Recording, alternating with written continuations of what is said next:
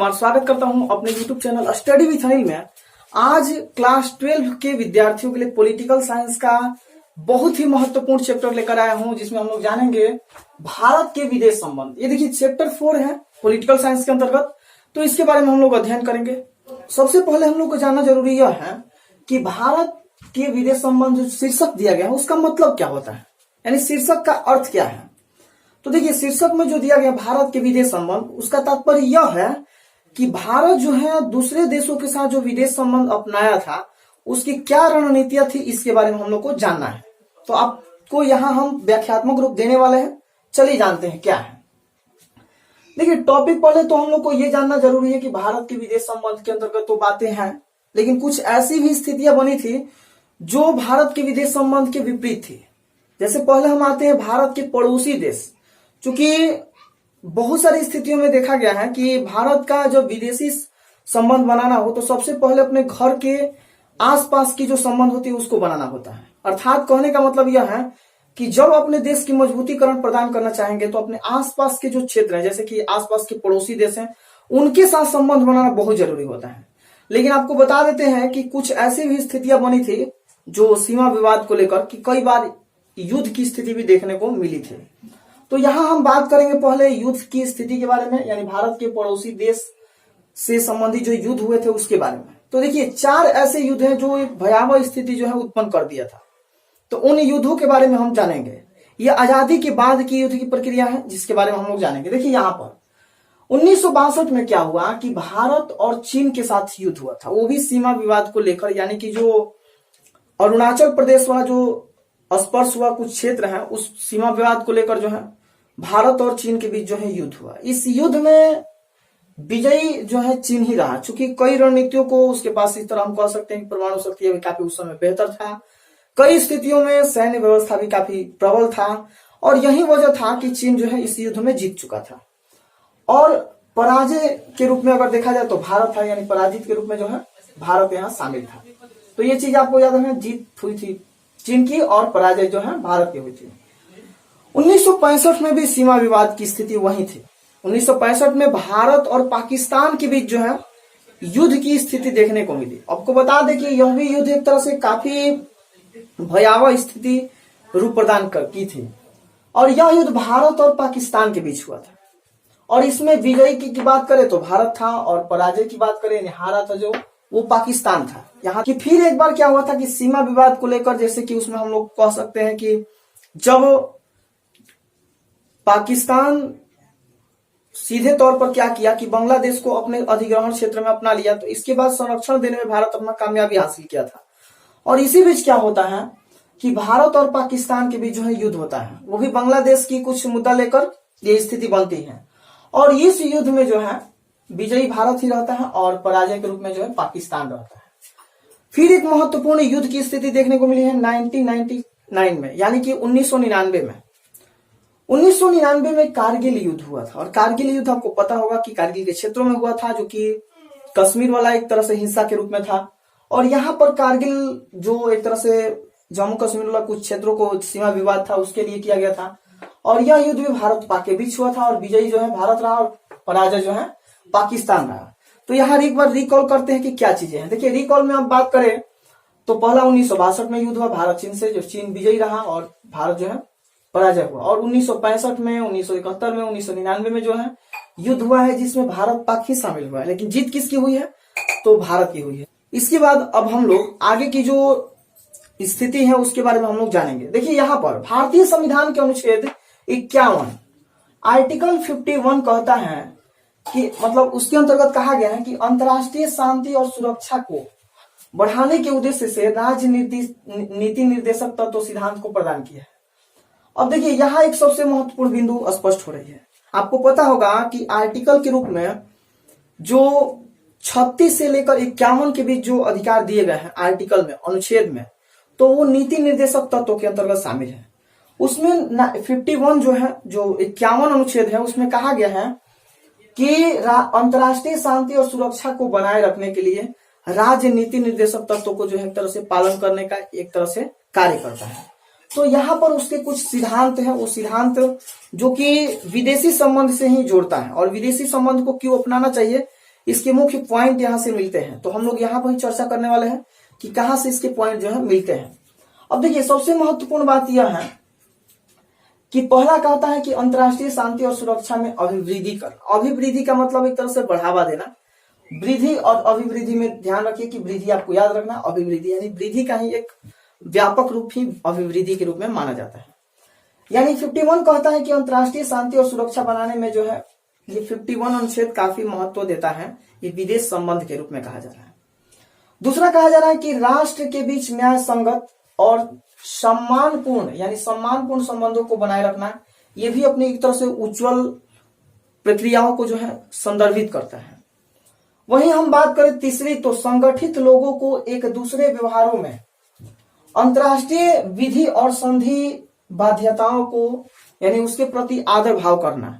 यानी आप कह सकते हैं कि जो संगठित लोगों की एक दूसरे व्यवहार है उसमें अंतर्राष्ट्रीय विधि और संधि बाध्यताओं को जो है उसके प्रति आदर को बढ़ावा देने में अपना प्रथम योगदान माना जाता है इसका। और यहां देख सकते हैं डी नंबर यानी कि चौथे नंबर में कि अंतर्राष्ट्रीय विवादों को माध्यस्थत्व यानी कि माध्यस्थम जो है द्वारा निपटाने, डी नंबर है कि अंतर्राष्ट्रीय विवादों को माध्यस्थम द्वारा निपटारे के लिए प्रोत्साहन देने का प्रयास करेगा। यानी ये जो 4 पॉइंट्स हम लोग देख रहे हैं जो वो क्या है कि विदेशी संबंध को बढ़ावा देने के लिए एक रोल प्ले करता है, यानी नियमित जो है रूप से अपना नियम प्रकट करने में ये भागीदारी निभा रहा है। तो ये 51 के अंतर्गत कहा गया। हम इसलिए इसको बता रहे हैं क्योंकि यहां से जो है हम लोग पढ़ रहे हैं भारत के विदेश संबंध, यानी विदेश संबंध की जो स्थितियां बनी थी, किस प्रकार से अलग अलग देशों से भारत विदेश संबंध अपनाया था, उसके लिए यहाँ पर हम लोग जानेंगे चीजें। अब देखिए यहाँ एक मिल रहा है गुट निरपेक्षता की नीति क्या है। अब यहाँ ये पॉइंट जो है सबसे महत्वपूर्ण पॉइंट है, चूंकि इंट्रोडक्शन चैप्टर अभी है, इंट्रोडक्शन से हम लोग ये चीजें जानना बहुत जरूरी है। देखिए गुट निरपेक्षता क्या है, तो आपको बता दें कि गुट निरपेक्षता का तात्पर्य यह है कि किसी भी राष्ट्र के द्वारा कोई भी अपनी राजनीतिक या सामाजिक या आर्थिक गतिविधियों को बढ़ाने के लिए किसी भी गुट में शामिल न होने की प्रक्रिया है गुट निरपेक्षता है। यानी कोई भी राष्ट्र अपना एक सामाजिक, आर्थिक और राजनैतिक अभिवृद्धि को बढ़ावा देने के लिए किसी गुट में शामिल न होकर बल्कि एक अपने विकासात्मक रूपों को बढ़ावा देता है, तो उसे हम लोग बोलते हैं गुट निरपेक्षता। तो पंडित जवाहरलाल नेहरू जो भारत के प्रथम प्रधानमंत्री थे, उनके द्वारा क्या किया गया था कि गुट निरपेक्षता को बढ़ावा दिया गया था। आपको बता दें कि कई ऐसे सम्मेलन हुए थे जिसमें गुट निरपेक्षता को बढ़ावा देने में काम किया गया था। इस चैप्टर में हम चर्चा भी करेंगे मुख्य रूप से कि कौन कौन ऐसे सम्मेलन हुए जो कि गुट निरपेक्षता को बढ़ावा देने में या गुट निरपेक्ष आंदोलन को जो है बढ़ावा देने में अपनी पूर्ण भागीदारी को बढ़ावा दिया था। तो देखिए यहाँ सबसे महत्वपूर्ण बात यह है कि गुट निरपेक्षता की स्थिति जो अपनाई गई थी वो 1945 के बाद अपनाई गई थी, क्योंकि आपको पता होगा कि 1914 से 18 के बीच प्रथम विश्व युद्ध हुआ था, 1939 से लेकर 1945 के बीच द्वितीय विश्व युद्ध हुआ था। तो द्वितीय विश्व युद्ध के बाद जो है ये स्थिति देखने को मिली थी। आपको हम बता दें कि इसके बाद द्वितीय विश्व युद्ध के बाद कई स्थितियां सामने उपस्थित हुई थी, क्योंकि आपको पता होगा कि भारत जो आजाद हुआ था वो द्वितीय विश्व युद्ध के बाद ही आजाद हुआ था। 45 में तो द्वितीय विश्व युद्ध समाप्त हुआ और 1947 में जो है देश आजाद हुआ, किसके द्वारा, तो अंग्रेजों के द्वारा। तो यहाँ जो रणनीतियां बनी थी उसके बारे में हम लोग स्पष्ट रूप से समझेंगे। यहाँ देख सकते हैं कि द्वितीय विश्व युद्ध के दौरान सुभाष चंद्र बोस भी क्या किए थे कि INA यानी कि इंडियन नेशनल आर्मी की स्थापना भी किए थे। अब आप देख सकते हैं यहाँ से कई बार ऑब्जेक्टिव के रूप में प्रश्न विद्यार्थी पूछे गए हैं। आपको याद रखना ये चीज है कि इंडियन नेशनल आर्मी की स्थापना जो है, INA की स्थापना जो है सुभाष चंद्र बोस के द्वारा द्वितीय विश्व युद्ध के दौरान ही किया गया था। क्यों किया गया था? आखिर ये विदेश संबंध के रूप में ही है। किस लिए किया गया था? कारण यह था कि इसको बढ़ावा दिया जा रहा था ताकि हमारे देश की जो औपनिवेशिक स्थिति है उसको आजाद कर दिया जाए, उसकी आजादी को जो है बढ़ावा दिया जा सके। इसको बढ़ाने के लिए अपना सफल प्रयास किया गया था। इसी बीच बता देते हैं कि इसी समय की स्थिति ऐसा था कि शीत युद्ध चल पड़ा था। शीत युद्ध के बारे में आप जानते हैं कि शीत युद्ध जो है एक तनाव शैथिल युद्ध है। इसमें क्या होता है कि लोग या एक तरह से जो गुट वाले जो लोग हैं वो सामने जाकर युद्ध नहीं लड़ते हैं, बल्कि क्या करते हैं, वैचारिक रूप से युद्ध लड़ते हैं। और आपको पता होगा कि द्वितीय विश्व युद्ध के बाद दो ऐसे देश उभर कर या एक तरह से गुट सामने आए थे, जिसमें से आपको पता होगा कि एक तो पूंजीवादी देश जो अमेरिका था और दूसरा जो है समाजवादी या साम्यवादी देश जो है रूस था, यानी सोवियत संघ था। तो उसके बीच जो एक तनाव शिथिल या वैचारिक जो युद्ध हुआ, उसी को एक तरह से नाम दिया जाता है क्या, शीत युद्ध। तो शीत युद्ध भी उस समय उसके बाद देखने को मिला था। और इसके साथ साथ हम बात करें तो यूएनओ की स्थापना भी हुई थी। आपको पता होगा कि 24 अक्टूबर 1945 को यूएनओ यानी कि यूनाइटेड नेशन ऑर्गेनाइजेशन, संयुक्त राष्ट्र संघ की स्थापना की गई थी। तो इसका ही परिणति था, इसके लिए कहा जा रहा है। परमाणु हथियार का निर्माण करने में भी ये लोग काफी बढ़ावा दिए थे, तो इसके लिए भी एक तरह से मोस्ट इंपोर्टेंट पॉइंट्स यहाँ से बन रहा है। चीन में कम्युनिस्ट शासन की स्थापना, कम्युनिस्ट शासन का मतलब ये होता है कि साम्यवादी शासन की स्थापना की गई। आपको बता दें हम कि दो ऐसे गुट बने हुए थे, एक तो गुट बना था पूंजीवादी और एक जो है समाजवादी या साम्यवादी। तो इन गुटों में कई देश जो है साम्यवादी को अपना रहे थे, कुछ ऐसे भी देश थे जो एक तरह से अपना रहे थे पूंजीवादी को। लेकिन जो भारत था वो इस गुट से बिल्कुल अलग था। वो नहीं चाहता था कि सिर्फ हम पूंजीवादी में रहें, नहीं जो है साम्यवादी में रहें। कई ऐसे जो भारत के नेता भी थे जो समर्थन किए थे कि पूंजीवादी गुट बेहतर है, लोकतांत्रिक परिदृश्य के लिए भी और साथ साथ जो है आर्थिक परितंत्र को बनाने के लिए भी। तो इस बीच हम लोग कह सकते हैं कि काफी दिक्कतों का सामना जो है करना पड़ा था। और इसके बाद क्या हुआ, फैसला यही हुआ कि मुख्य रूप से किसी भी गुट में शामिल नहीं होना, यानी गुट निरपेक्षता। तात्पर्य यह हुआ कि किसी भी गुट में जो है हम लोग को शामिल नहीं होना है। अब यहाँ हम लोग जानेंगे गुट निरपेक्षता में पंडित जवाहरलाल नेहरू की भूमिका, यानी पंडित जवाहरलाल नेहरू की भूमिका जो है गुट निरपेक्षता में क्या थी। जैसा कि अभी आपको बताया हम कि गुट निरपेक्षता का मतलब होता है कि किसी भी गुट में शामिल ना होना, क्योंकि भारत जो है न अमेरिका में शामिल हुआ था, न ही जो है सोवियत संघ में शामिल हुआ था। तो उसके बारे में हम लोग जानेंगे। देखिए, प्रधानमंत्री और साथ साथ विदेश मंत्री के रूप में जो कार्यरत थे पंडित जवाहरलाल नेहरू, तो उनका क्या योगदान था इसमें, इसके बारे में हम लोग जानेंगे। और ध्यान रखिए, यहां से कई बार लघु और दीर्घ उत्तरीय और साथ साथ ऑब्जेक्टिव में प्रश्न पूछा गया है। 1946 से लेकर 64 के बीच माना जाता है कि भारत विदेश की रचना एवं साथ साथ कह सकते हैं कि और कार्यान्वयन पर प्रकाश डाले थे। कौन? तो ये डाले थे कौन? तो आपको याद रखना है पंडित जवाहरलाल नेहरू। राजनीतिक दल और नेताओं का मानना था कि भारत पूंजीवादी देश यानी अमेरिका का साथ में, जैसा कि आपको पहले हम बता चुके हैं कि बहुत सारे राजनीतिक दल और बहुत सारे नेता जो थे, जैसे डॉक्टर भीमराव अंबेडकर खुद बोले थे कि हमको जो है अमेरिका को ही लेना चाहिए साथ, क्योंकि अमेरिका पूंजीपति था और इसमें जो है लोकतांत्रिक प्रवृत्ति को काफी बढ़ावा दिया गया था, इस वजह से इसको मानना था।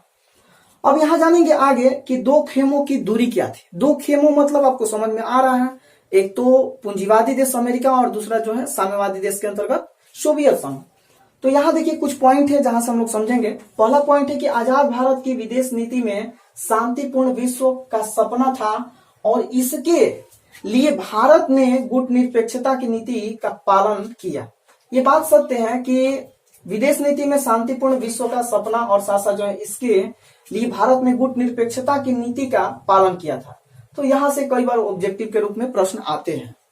इसके बाद दूसरे पॉइंट पर आते हैं तो राजनीतिक संदर्भ के रूप में भी अमेरिका ने क्या किया था कि राजनीतिक संदर्भ को बढ़ाने के लिए अमेरिका क्या कर दिया कि एक अपना अलग गुट बना दिया जिसका नाम दिया नाटो। नाटो का मतलब होता है कि नॉर्थ अटलांटिक ट्रीटी ऑर्गेनाइजेशन। और कहिएगा कि नॉर्थ अटलांटिक ट्रीटी ऑर्गेनाइजेशन का मतलब क्या है, तो आप देख सकते हैं कि उत्तरी अटलांटिक संधि संगठन एक सम्मेलन बुलाया गया, उसके माध्यम से जो है एक संगठन का निर्माण किया गया। तो ये 1949 में किया गया था, ये आपको याद रखना है, ऐसे प्रश्न ऑब्जेक्टिव में पूछता है यहां से। और पता है चौथा पॉइंट में ये दिया गया है कि नाटो के विरुद्ध में क्या किया, ये तो अमेरिका बनाया था। नाटो के विरुद्ध में सोवियत संघ ने क्या किया कि 1955 में एक वार्सा पैक्ट यानी वार्सा पैक्ट की स्थापना कर दी। और जब वार्सा पैक्ट की स्थापना किया तो उसके बाद क्या हुआ कि एक अलग जो है इसका भी व्यापक संगठन बन गया।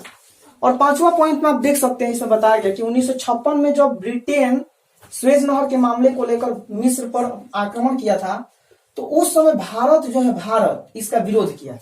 तो कारण यहाँ यह उपस्थित हो रहा है कि स्थितियां कई तरह की बन चुकी थी और इसी वजह से जो है भारत जो है गुट निरपेक्ष में शामिल नहीं होना चाहता था। यहाँ से एक लास्ट पॉइंट है, जानेंगे हम लोग एफ्रो एशियाई एकता क्या है। तो आप देख सकते हैं कि 9 स्वतंत्रता यानी 9 जो नवीनतम जो देश थे उसकी स्वतंत्रता देशों का एक तरह से संपर्क मार्च 1947 ईस्वी में एशियाई संबंध को बढ़ावा दिए गए थे। एफ्रो मतलब याद रखिए अफ्रीका लिखे कहा जा रहा है, और एशियाई का मतलब एशिया महादेश से कहा जा रहा है। तो दोनों के बीच जो एकता क्या बना था उसके बारे में यहाँ कहा जा रहा है। अब देखिए यहाँ क्या होता है, ये तो देखिए एशियाई संबंध सम्मेलन के रूप में काम किया गया था। इसके साथ साथ भारत इंडोनेशिया को डच से स्वतंत्र किया था, और साथ साथ इसे 1949 ईस्वी में, यानी आप देख सकते हैं यहाँ पर 1949 ईस्वी में जो है एक तरह से इसे इंडोनेशिया को स्वतंत्रता की तरफ जो है अग्रसर भी किया था। तो इसमें भारत की पूर्ण भागीदारी थी, इस तरह हम लोग कह सकते हैं यहाँ पर। अब यहाँ देखिए इंडोनेशिया के एक शहर जो है बांडुंग में एफ्रो एशियाई सम्मेलन 1955 में बुलाया गया था, और माना जाता है कि 1955 में जब बांडुंग शहर में एफ्रो एशियाई सम्मेलन बुलाया गया था तो उसी समय गुट निरपेक्षता की नींव भी डाली रखी गई थी। तो वहां से नींव डाली मतलब गई, और यहां से कई बार प्रश्न आता है कि किस सम्मेलन के बाद जो है गुट निरपेक्षता की नींव रखी गई। तो 1955 के जो है बांडुंग में एफ्रो एशियन सम्मेलन के माध्यम से माना जाता है। फिर एक अंतिम पॉइंट है कि गुट निरपेक्ष का पहला सम्मेलन जो है कब हुआ था, तो देखिए सितंबर 1961 में हुआ था, बेलग्रेड में हुआ था। कहाँ हुआ था? बेलग्रेड में। तो यहां तक हम लोग एक सामान्य परिचय के रूप में देखे विदेश संबंध कैसे अपनाया गया था, किस प्रकार से जो है पंडित जवाहरलाल नेहरू और कुछ अलग अलग नेताओं ने किस प्रकार से अपनी स्थितियों को दर्ज किए थे, इसके बारे में हम लोग देख लिए। इसके बाद आगे वाला जो पॉइंट हम लोग जब हम अगला वीडियो लेकर आएंगे तो वहां पर हम लोग समझेंगे। तो यहां से हम लोग आगे की जो स्थितियां है उसको हम लोग अगले चैप्टर में स्पष्ट करेंगे या समझेंगे। तो चलिए मिलते हैं अगले वीडियो में, तब तक के लिए धन्यवाद। जय हिंद, जय भारत।